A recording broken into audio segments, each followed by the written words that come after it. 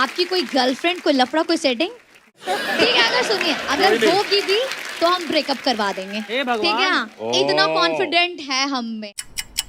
क्या सही होगा, इतना कॉन्फिडेंट है हम में या इतना कॉन्फिडेंस है हम में? एक एडजेक्टिव है तो एक नाउन है, आप बताओ। वेल फॉर श्योर इतना कॉन्फिडेंस है हम में सही होगा, क्योंकि यहां पास कॉन्फिडेंट गलत हो जाएगा, क्योंकि एक एडजेक्टिव है और एडजेक्टिव पर्सनैलिटी को डिफाइन करने के लिए यूज करते हैं। यानी इतना कॉन्फिडेंट हूं मैं, इस स्ट्रक्चर में कॉन्फिडेंट सही है। Alright, so in this video we are going to talk about why we get blank or why we are not getting the words when speaking English in front of people, or why we are running out of words, क्यों हम fumble करने लगते हैं, क्यों हमको सही appropriate vocab नहीं मिलते हैं। So in this video I would tell you how to get over through such situation, और कैसे हम इंग्लिश प्रैक्टिस करें ताकि हमारे पास vocabs and words की कभी कमी ना हो। Well, first of all, I can relate you, I can feel you. When I was learning English, ये सब चीज़ें मेरे साथ भी होती थी। And truthfully speaking, it happens with each and every person. ये सभी के साथ होता है जो भी इंग्लिश सीखते हैं या इंग्लिश बोलते हैं। And I know at the beginning stage it happens rarely. बहुत ही कॉमन चीज़ है, और इसका मतलब भी यही है कि आप इंग्लिश सीख रहे हैं अगर आपके साथ ये चीज़ हो रही है।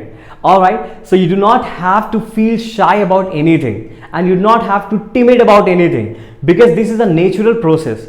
When you are learning any language, it's not about English, you are gonna feel such situations. Alright, तो अब इसके solutions क्या हो सकते हैं और हम कैसे इस situation से get over हो सकते हैं? Well, first of all, मैं आपको इस वीडियो में 3 solution बताने वाला हूं, और ये जो 3 solutions है ये काफी consciously, काफी अच्छे से मैंने इसको समझा हुआ है। And believe or not, when I was learning English, when I was speaking English, I truly executed all these solutions. Hence, I was able to, or I am able to speak English or use the vocabs appropriately. तो वही solutions आपको बताने वाला हूं। तो दिल और दिमाग दोनों खोल के बैठना है, क्योंकि आपको हंसते हंसाते इंग्लिश सिखाऊंगा और चीजें आपको बताऊंगा कि कैसे और किस तरह यूज करना है।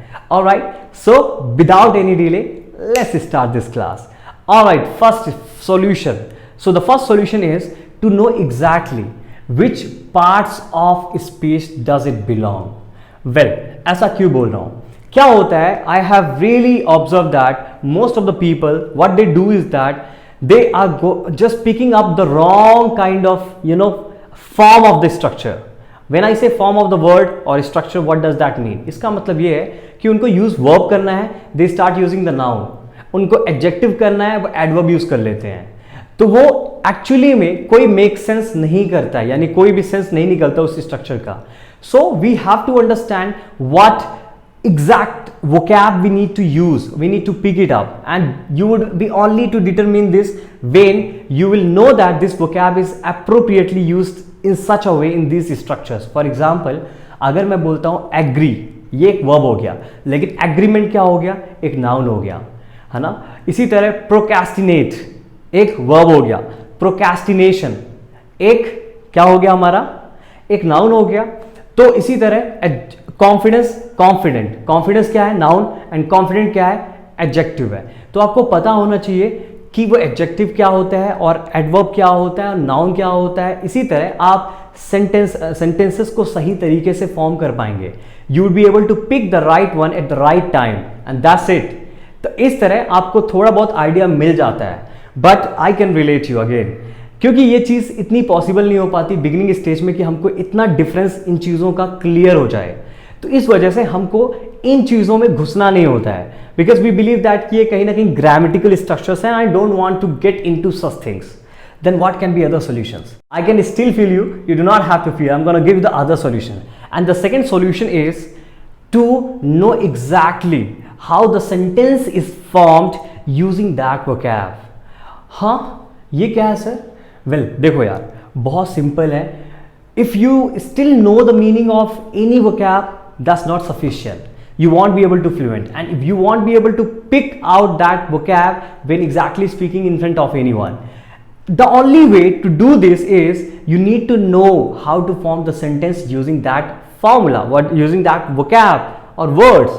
यानी कोई भी word है, लेकिन अगर उसको हम सही तरीके से यूज नहीं करेंगे और सेंटेंस में फिट नहीं करेंगे, then it's totally worthless to learn any vocab. इस तरह तो मैं कई सारे वोकैब्स पढ़ता हूं, बट बहुत ही कम वोकैब्स को यूज करता हूं अपने डेली स्ट्रक्चर में, अपने डेली कॉन्वर्सेशंस में।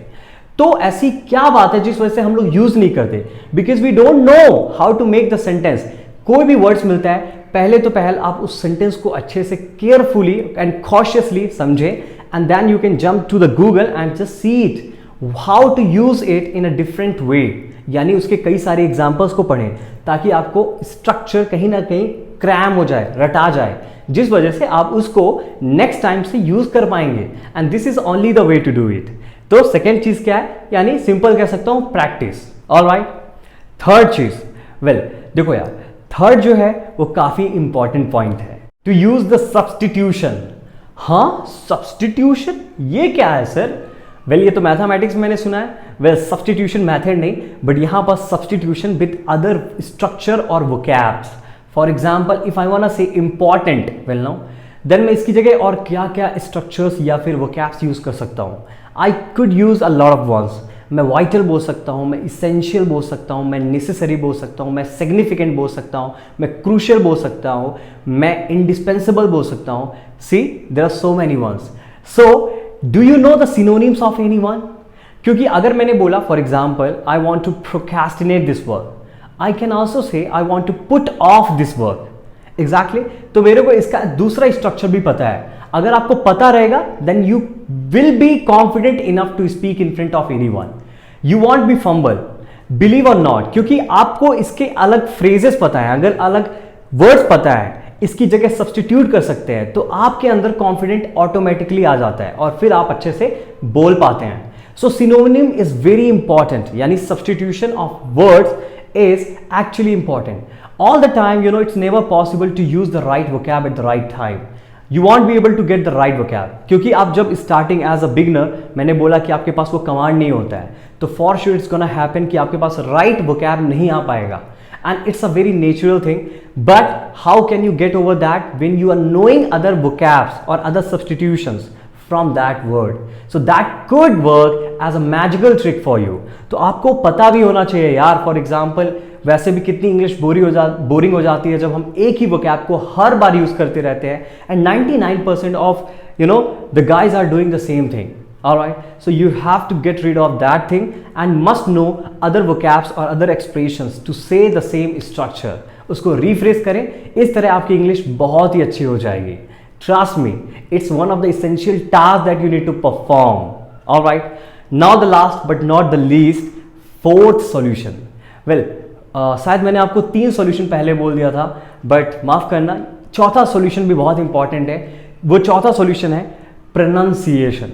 सर ये प्रोनाउंसिएशन का बोलने से क्या रिलेटेड है? लाइक वोकैब्स जब नहीं आते तो इसका प्रोनाउंसिएशन से क्या रिलेशन है? जब वोकैब ही नहीं आ रहा है तो प्रोनाउंसिएशन कैसे आएगा? Well, first of all let me tell you my friends, mind is very powerful, and until and unless your mind does not know the correct pronunciation of any vocab, you won't be able to pick it up. आपका mind automatically इस चीज को avoid करेगा, use ही नहीं करेगा। या तो आप भले ही फंबल करो या ना बोल पाओ, लेकिन माइंड आपका इंडिकेट करेगा कि आपको वो vocab यूज नहीं करना है, and that is something where you will be trapped out. तो यहां पास अपने माइंड को सही तरीके से उसके प्रोनाउंसिएशन को प्रैक्टिस करना है, यानी प्रैक्टिस कराना है। ऑलराइट, क्योंकि जब आप प्रैक्टिस कराएंगे, because pronunciation is little complex, बहुत सारी ऐसे वर्ड्स हैं जिनके प्रोनाउंसिएशन काफ़ी ज़्यादा कोई रूल नहीं होता है, एक्सेप्शंस होते हैं। सो इसी तरह आपको पता होना चाहिए किस सिलेबल को इम्फेसाइज करेंगे या नहीं करेंगे, जिस वजह से आप यूज कर पाएंगे। For example I say procrastination, see most of the people are not using this vocab. Why? Because the pronunciation they don't know exactly. तो आपको प्रोनाउंसिएशन भी आनी चाहिए। तो 4 ट्रिक्स मैंने आपको बताए, और चारों ट्रिक्स काफ़ी इंपॉर्टेंट है अगर आप सच में इस सिचुएशन से बाहर निकलना चाहते हैं। If the words are not coming to your mind, then you have to follow these 4 rules, these 4 principles. Alright, पहले तो सब्स्टिट्यूशन आना चाहिए आपको, ठीक है, प्रोनाउंसिएशन आना चाहिए। तीसरा, उस सेंटेंस को कैसे, उस वोकैब को सेंटेंस में कैसे यूज करते हैं। And the last but not the least, वो क्या है, एडजेक्टिव है कि एडवर्ब है कि नाउन है। अगर ये 4 चीजें आ गई ना, believe me, I will give you the guarantee, 100% guarantee that you will never have the situation where you are going to fumble a lot. क्योंकि अगर आपके पास appropriate vocab नहीं है तो और भी बहुत सारे substitution होंगे. अगर आपके पास कोई एक दो vocab नहीं आ रहे हैं तो आप दूसरे यूज कर पाएंगे. आपको exactly difference out पता होगा इसको कैसे किस तरह कहाँ यूज करते हैं. तो from today itself start executing all these method and you are good to go with the English communication skills. So if this video has added any values in your life, please hit the like button and subscribe this channel for such great informations every time. So I'll catch you up in the next video. Till the time, keep smiling and keep speaking English. Thank you so much for being here till end. Bye.